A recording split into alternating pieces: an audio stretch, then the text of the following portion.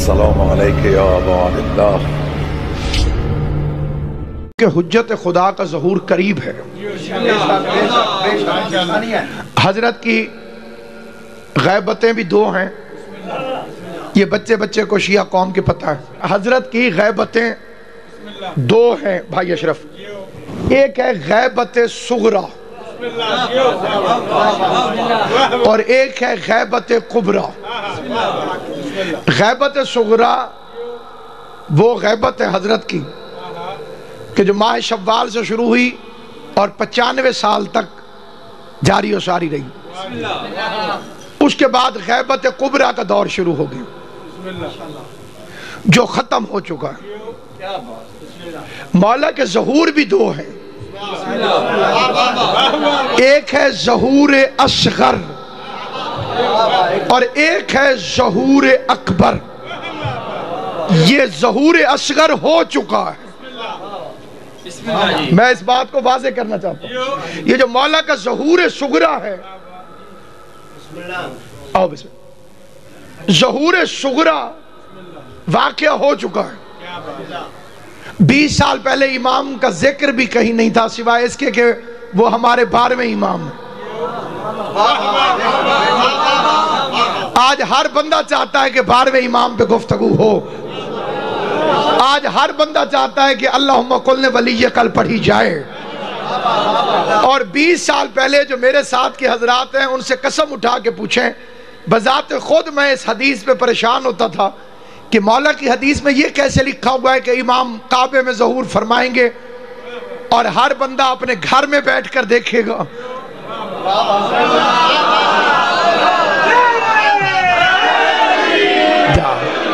یہ میڈیا کی ترقی زہرا کے بیٹے کے ظہور کے لیے ہو رہا ہے۔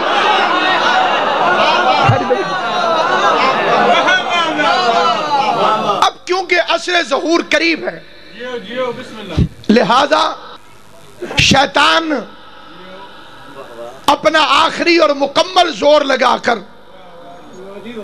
اہل ایمان کو صراط مستقیم سے ہٹانا چاہتا ہے، اور اس نے اللہ کے سامنے کہا تھا کہ میں انہیں صراط مستقیم سے گمراہ کروں۔ حملے کا طریقہ بھی بتایا، آگے سے، پیچھے سے، دائیں سے، بائیں سے، چاروں طرف سے حملہ کروں۔ گھبرائے تو نہیں بیٹھے آپ؟ ایک بندے نے امام صادق سے پوچھا، مولا ہم تو مارے گئے، آگے بھی کھڑا ہے، پیچھے بھی کھڑا ہے، دائیں بھی کھڑا ہے، بائیں بھی کھڑا ہے، نکلے کدھر سے؟ ہر طرف تو وہی ہے، بچیں کیسے؟ دشمن چاروں طرف کھڑا ہے، چاروں طرف سے ہم نے جہاں سے بھی نکلنے کی کوشش کی سامنے کھڑا ہوا، تو بچیں گے کیسے؟ امام نے فرمایا نہ گھبرا، اللہ نے سمتیں 6 بنائی ہیں، اللہ نے سمتیں 6 بنائی ہیں، آگے پیچھے دائیں بائیں، اس پر تو شیطان کا قبضہ ہے۔ 2 سمتیں بھائی غلام باز امام فرماتے ہیں اور بھی ہیں، ایک اوپر ایک نیچے، دعا میں ہاتھ اٹھاؤ گے تب بھی بچ جاؤ گے، سجدے میں سر جھکاؤ گے تب بھی بچ جاؤ۔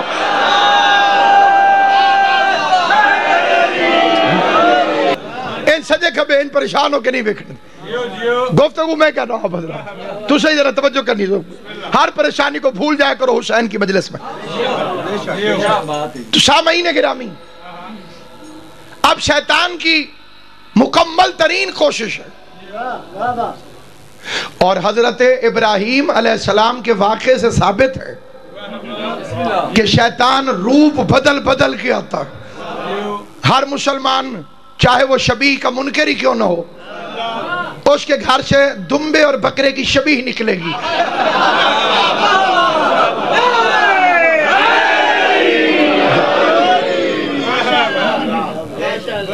مہندیوں والے دمبے،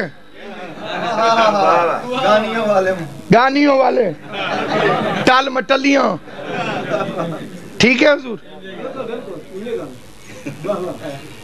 یہ کیوں یاد منائی جاتی ہے؟ مجھے ایک مولوی کہنے لگا کہ ضروری ہے امام حسین کی یاد میں بندہ اتنا قیمتی خون بہائے اور سڑکوں پہ ضائع کر دے؟ اس نے کہا میں خون بہانے کا مخالف نہیں ہوں، بہانا چاہیے، واقع کربلا ہے اتنی عجیب یادگار، عظیم یادگار، لیکن خون سڑکوں پہ ضائع ہو جاتا ہے۔ میں نے کہا کیا کریں؟ اس نے کہا جی مریضوں کو دے دیں ہسپتالوں میں امام حسین کے نام پر، اللہ کرے آپ کا علاقہ بچا ہوا ہو۔ میں نے کئی بڑے شہروں میں دیکھا ہے کہ وہ بلڈ بینک قائم کرتے ہیں، کیمپ لگاتے ہیں، بندے لائن لگاتے ہیں، پھر یا حسین کہہ کے سوئی چبھوتے ہیں اندر نابض کے اندر، پھر بوتل خون کی بھری جاتی ہے، پھر وہ خوش ہو جاتے ہیں ہم نے امام حسین کے نام پہ خون دے دی۔ اس نے یہ طریقہ پورے پاکستان میں نافذ ہونا چاہیے۔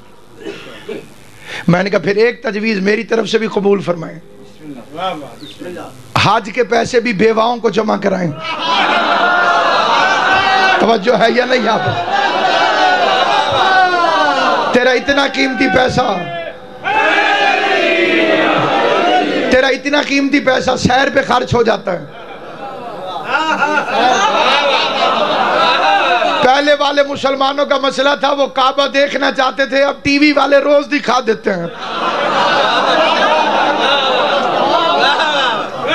بے سونا اپنا روزہ بھی کھاوے، وہ تو روز ٹی وی والے دکھا دیتے ہیں۔ تو نے ضرور 2.5 لاکھ روپے خرچ کر کے مکہ مدینے کی سیر کر کے آنی ہے۔ ابراہیم کے نام پہ بیوہ کو دے دے، یتیم کو دے دے۔ تجھے نوکروں کی یاد سمجھ میں آ گئی ہے، مالکوں کی یاد سمجھ میں نہیں آ رہی۔ توجہ ہے یہ کوئی؟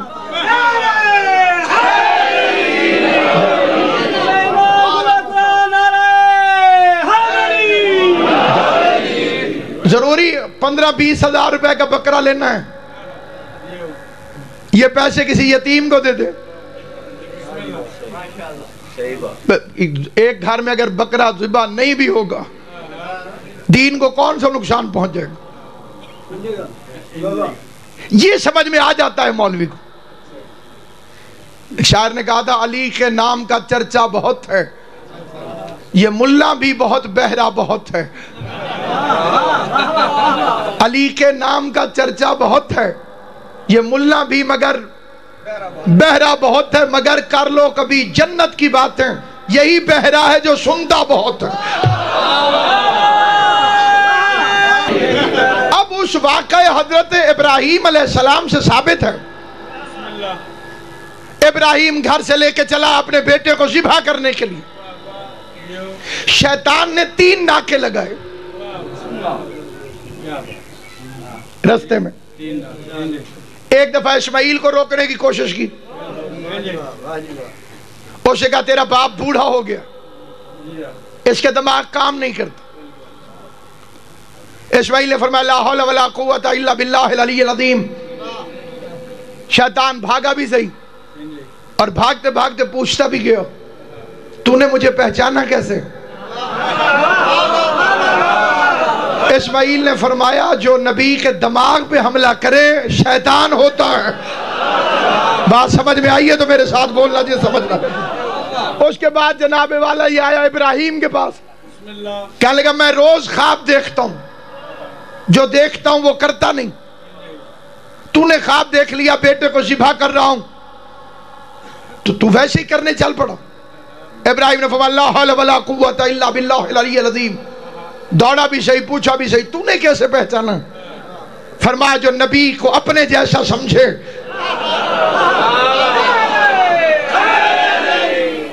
آخری حملہ اس نے کیا جناب حاجرہ پر، اور اس جگہ پر اسے مکمل یقین تھا کہ میں کامیاب ہو جاؤں گا، کیونکہ اس پر اپنے تجربے کی بنیاد پر وہ نبیوں کی بیویوں پہ پہلے کامیاب ہو چکا تھا۔ جس بندے کو سمجھ نہ آئے اس سے مطالبہ ہی نہیں ہے، جسے سمجھ اور معرفت حسین کی اماں نے دی ہے اس کے لیے شیرازی بادشاہ کی دربار میں فکر عرض کر رہا ہوں۔ قبلہ صاحب میں آپ سے دعا چاہنے کے لیے فکر عرض کرتا ہوں آل محمد آپ کو ہمیشہ سلامت رکھے، کیونکہ نوح کی بیوی کو یہ پہلے گمراہ کر چکا تھا، لوط کی بیوی کو یہ پہلے گمراہ کر چکا تھا، اس کے لیے مسئلہ ہی کوئی نہیں تھا۔ جناب حاجرہ کو گمراہ کرنا بڑے زوم میں چلا شیطان کہ چلو 2 نبی مجھ سے بچ گئے، حاجرہ تو نہیں بچے گی، لیکن اس کمینے کو کوئی سمجھائے کہ حاجرہ خالی نبی کی کی بیوی نہیں ہے، ایک معصوم کی ماں بھی بن چکی ہے، اور جو معصوم کی ماں بن جائے وہ اس کے چکر میں کبھی نہیں آ سکتی۔ اب یہ آیا اور اس نے دروازے پہ دستک دی، اندر سے بی بی ہاجرہ نے پوچھا کون؟ کہتا ہے ہمدرد۔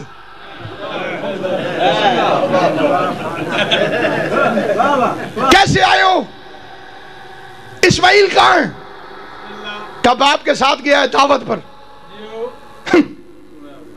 دعوت میں چھری رسی لے کے جاتے ہیں۔ بیوی نے فرمایا تو بتا کہاں گیا؟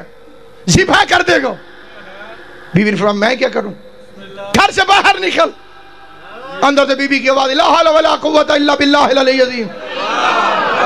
اس بندے کو میرا سلام ہے جسے یہ فکرہ سمجھنا ہے، جسے نہ سمجھ آئے اسے پھر خدا سمجھے گا۔ آواز دے کے کہتے بی بی تو پردے کے اندر کھڑی تھی، تو نے مجھے کیسے پہچانا؟ فرمایا جو نبی کی بیوی کو گھر سے باہر نکالے شیطان ہوتا ہے۔